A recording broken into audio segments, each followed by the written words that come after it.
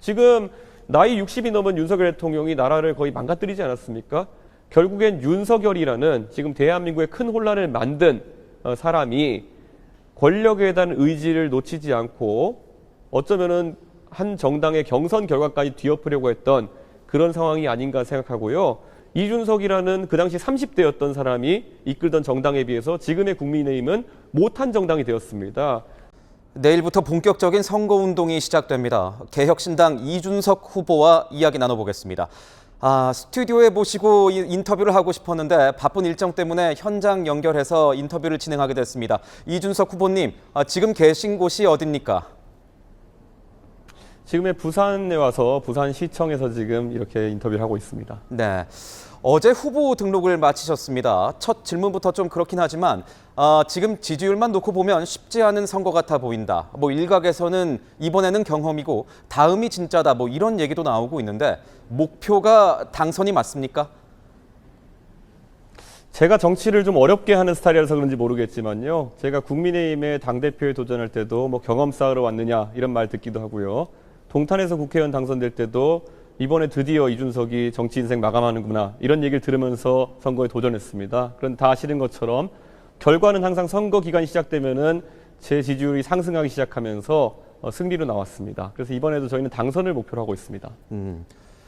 그런데 어떻게 이길 생각이신 건가요? 그러니까 대표적인 필승 전략 두세 가지 정도만 소개를 해주시면 뭐가 있을까요?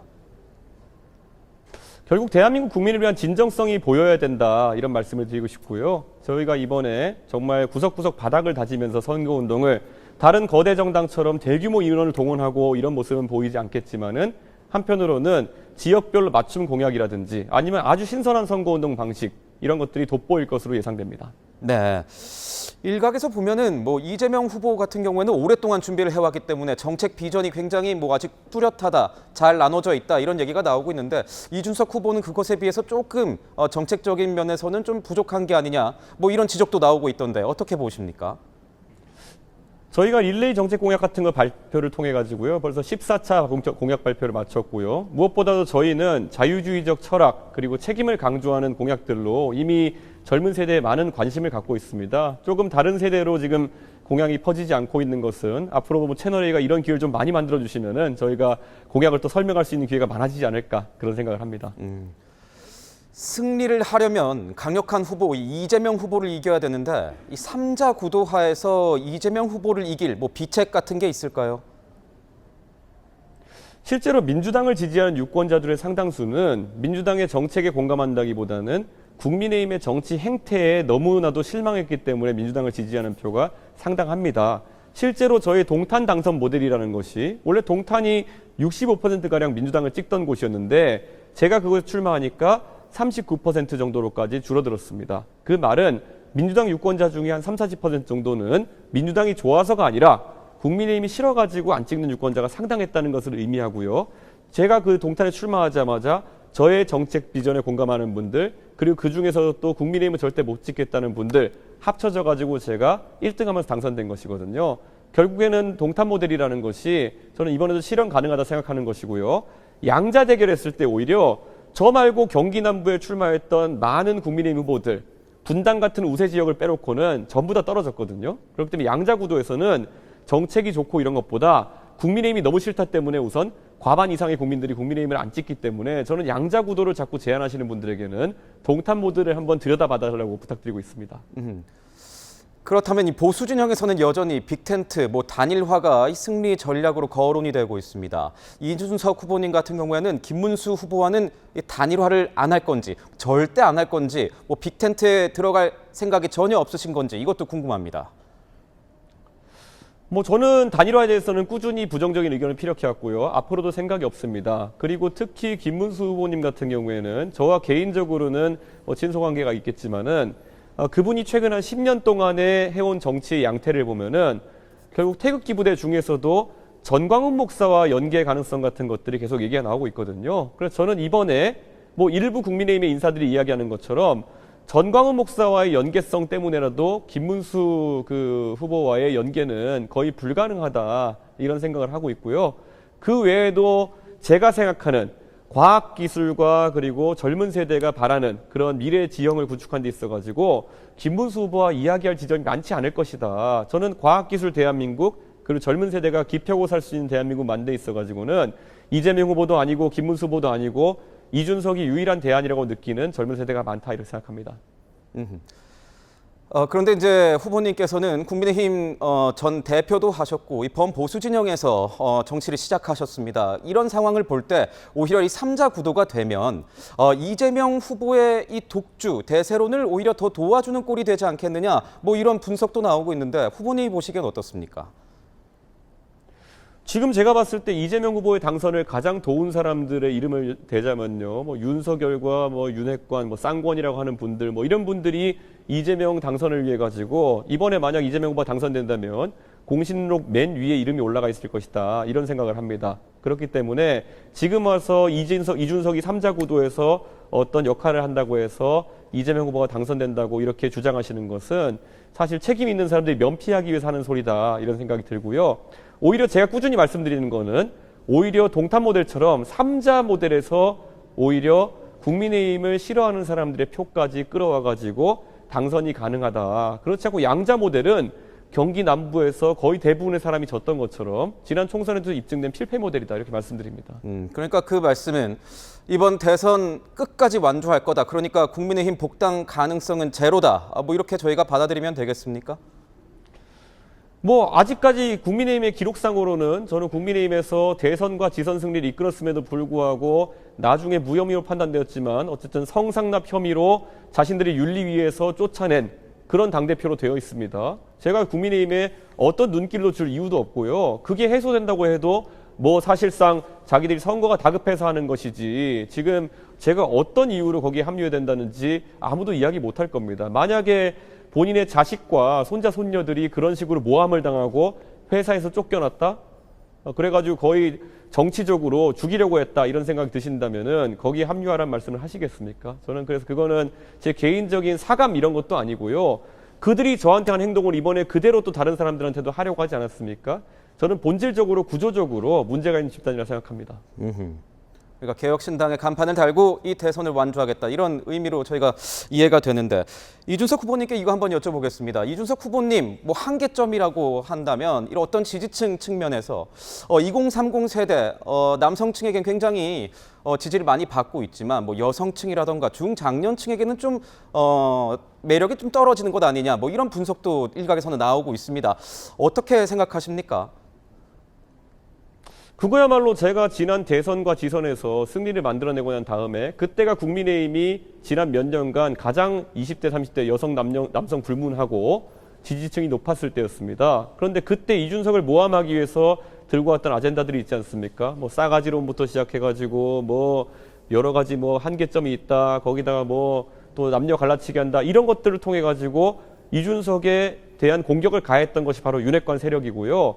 그들이 또 유튜버나 이런 사람 헛들여서 했던 게 뭐 성상납, 학력 위조 다 지금 거짓으로 드러나는 것들 이런 거 한 거 아니겠습니까? 저는 그들이 그런 식으로 한 사람에게 모든 세력이 달려들어가지고 오물을 뒤집어 씌우려고 했던 역사를 사람들이 알기 때문에 그것이 한꺼풀 한꺼풀 사실이 아닌 것이 보여지면서 저는 달라질 것이라 생각하고요.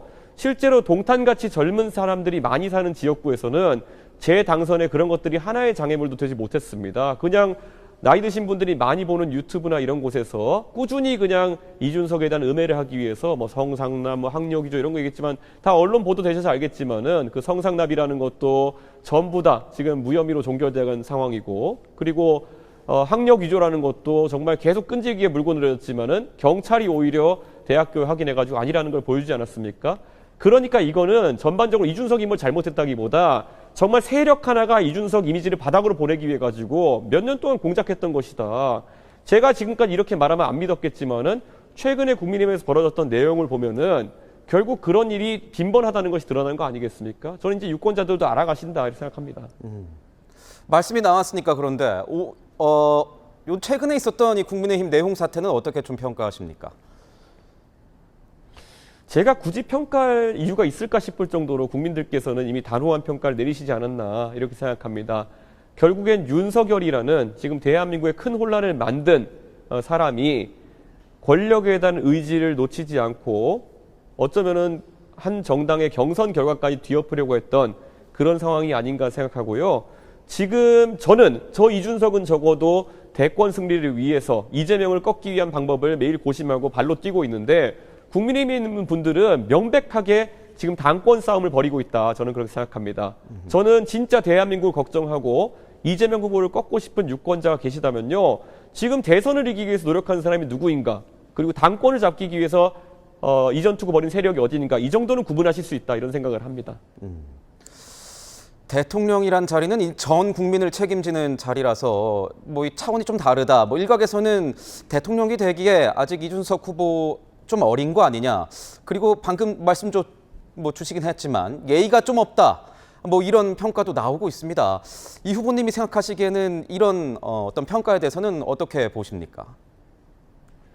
실제로 뭐 좋든 싫든 간에 이준석이 국민의힘 대표를 하고 있었을 때 그 큰 당을 이끌어가지고 대선 승리와 지선 승리까지 완벽하게 이뤄냈고요. 이준석이라는 그 당시 30대였던 사람이 이끌던 정당에 비해서 지금의 국민의힘은 못한 정당이 되었습니다. 나이가 많은 분들이 저한테 뭘 못할 것이라고 이야기하는 것 자체가 저는 어불성설이라는 생각을 하는 겁니다. 지금 나이 60이 넘은 윤석열 대통령이 나라를 거의 망가뜨리지 않았습니까? 저는 나이가 문제가 아니다 이렇게 생각하고요. 그런 이야기를 보수 세력에서 계속 이준석은 어려서 안 돼, 기다려야 된다 이런 말 하면 할수록 젊은 세대에서 거리가 멀어지는 겁니다. 그렇기 때문에 실력으로 평가해야 되는 것이고 저는 박근혜 대통령 탄핵 이후에 유일하게 보수 정당을 이끌어가지고 대선이든 지선이든 전국 단위 선거에 승리를 이끌어낸 당대표입니다. 다른 국민의힘에는 어떤 사람도 저에게 너는 나이가 어려가지고 못해라는 말을 할 자격이 없는 사람들입니다. 그 사람들이야말로 오히려 이준석을 쫓아내고 이재명이라는 사람에게 압도적 의석수를 안겨주고 이제 대통령 선거까지 헌납하려고 하고 있는 무능력자들이고 굉장히 시기심만 가득한 사람들이다. 이렇게 지적하고 싶습니다. 이번에도 만약에 그 사람들이 그렇게 이야기하는 음해성 이야기 때문에 이준석을 뽑는 걸 주저하신다면요. 가장 좋아할 사람은 이재명이다. 이렇게 확신합니다. 말씀해 주셨지만 뭐 정권을 획득한다는 거는 뭐 후보님의 어떤 실력도 굉장히 중요하겠지만 주변 사람들, 같이 일하는 사람들도 중요한 거 아니겠습니까? 지지자들이 약간 의문을 가지는 건 개혁신당의 규모가 그렇게 크지 않기 때문에 정말 수권 능력이 있느냐 뭐 이런 것도 조금 의구심을 가지고 있는 듯한데 이준석 후보님은 여기에 대해서 어떤 답을 주시겠습니까? 실제로 대한민국은 대통령 중심제 국가이기 때문에요. 제가 당선되는 순간부터 정계 개편이 일어날 겁니다. 그래서 저는 민주당과 국민의힘에 가리지 않고 합리적인 의원들이나 이런 분들은 다 받아들일 생각이고요. 한편으로는 프랑스에서도 정치가 위기에 빠졌을 때 프랑스 시민들이 그분들도 굉장히 역동적인 분들로 알려져 있는데요. 마크롱 대통령을 먼저 선출했습니다. 그때 마크롱 대통령은 의석이 하원에서 없었습니다. 그럼에도 불구하고 마크롱을 먼저 당선시키고 그가 내세우는 개혁의 비전에 공감하시니까 그 다음 몇 년 뒤에 마크롱이 이끄는 당을 다수당으로 만들어줘가지고 프랑스 정치가 확 바뀌게 된 것이거든요. 저는 지금도 걱정하실 필요가 없다. 이준석을 뽑아주시고 이준석이 정계 개편을 통해서 일정한 의석수로 국가를 운영하다가 내년에 만약에 이준석의 비전이 옳았다 판단하시면은 지방선거에서부터 큰 힘을 몰아주시고 그 다음 총선에서 큰 힘 몰아주시면은 안정적으로 국정을 운영할 수 있는 기반이 마련됩니다. 거꾸로 생각해가지고 이준석은 의석이 적어서 안 돼라는 말을 계속 믿으신다면은 지금같이 그럼 국민의힘이나 민주당처럼 정말 의석수는 많지만 정치를 망가뜨리고 있는 정당을 선택할 수밖에 없다는 얘기인데 그렇게 해선 대한민국 정치 절대 안 바뀝니다. 이제 프랑스 국민들이 했던 것처럼 용기 있는 판단을 내려주실 때가 아닌가 그렇게 생각합니다. 네. 홍보 기회를 한번 드려보겠습니다. 이준석 후보, 다른 후보들에 비해서 나는 이것만큼은 난 정말 뛰어나다. 뭐가 있겠습니까? 저는 적어도 젊은 세대와 소통하는 것에 있어서는 다른 후보에 비해서 월등한 장점이 있다 이런 생각을 하고요. 과학기술 패권 경쟁이라는 대한민국의 피할 수 없는 전쟁에서 이공계 출신인 제가 확실한 우위를 갖고 있다 생각합니다. 지금까지 대한민국 국민 여러분, 윤석열이든 이재명이든 뭐 법조인 출신들을 계속 이렇게 지도자로 만들다 보니까 그분들이 할 수 있는 건 뭐냐? 상대를 나쁜 사람 만들어가지고 감옥 보내기 아니면 나에 대한 공격이 들어오면 방탄하기 이런 것들로 대한민국의 중요한 시절이 지금 3, 4년 낭비돼 가고 있는 거 아니겠습니까? 이번에도 그런 형태의 과거에 머무른 정치를 해서 안 된다 이런 생각입니다. 적어도 글로벌 환경에 나가가지고 할 말을 할 수 있는 그런 문화적 훈련이 된 사람 이준석이고요. 과학기술 패권 경쟁에서 과학기술이 필요라는 것이 무엇인지를 정확히 짚어낼 수 있는 이공계 출신 대통령, 바로 이준석밖에 선택지 없다는 거 알려드리겠습니다. 마지막 질문이 될 것 같습니다. 유권자들에게 한마디 하신다면 뭐 조금 전에 말씀해 주신 것 같기도 하지만 이준석에게 꼭 투표해야 하는 이유는 뭡니까? 저 이준석 지금까지 정치하면서 정말 항상 쉬운 길을 마다하고 올바른 소리 하기 위해서 여기까지 어렵게 왔습니다. 그리고 처음에는 이준석이 하는 말들 들으실 때 제가 왜 저렇게 다른 사람과 다른 이야기를 할까? 쟤는 왜 저럴까? 이렇게 고민하신 적도 있겠지만요. 시간이 좀 지나고 보면은 그래도 이준석이 했던 말이 옳구나. 이런 느낌이 드신 적이 꽤 있을 겁니다. 윤석열 대통령에 대해서 저는 위험한 지점을 경고했었고 제발 그것이 바로잡히길 바라는 마음에 이야기했었고 국민의힘이란 당의 한계점을 느껴가지고 저는 기득권을 내려놓고 조금 더 용기 있는 도전하겠다 그랬을 때 결국 지금 개혁신당은 계엄에서도 자유롭고 이재명 후보의 파퓰리즘에서도 자유로운 유일한 정당으로 자리매김할 수 있게 되었습니다. 결국 이준석이 이런 선택을 하는 것 어려운 길인 줄 알면서도 가는 겁니다. 저는 이 길을 계속 가겠습니다. 여러분이 도와주신다면은 하지만 세상은 좀 더 빨리 바뀔 것이라 이렇게 생각합니다. 소중한 한 표 부탁드리겠습니다. 후보님 마지막 질문 했는데 하나 갑자기 예. 궁금한 게 생겨서요. 어제 오늘 상황 예. 이후에 뭐 김문수 후보 측이나 국민의힘에서는 연락이 온 게 없습니까? 없고 제가 봤을 때는 온다 하더라도 뭐 의미 있는 대화를 나눌 상황은 아닌 것 같습니다. 현재로서는 의미 있는 상황 아닌 것 같다. 이렇게 말씀을 주셨군요. 네, 지금까지 개혁신당 이준석 후보와 이야기 나눠봤습니다. 고맙습니다. 예, 감사합니다.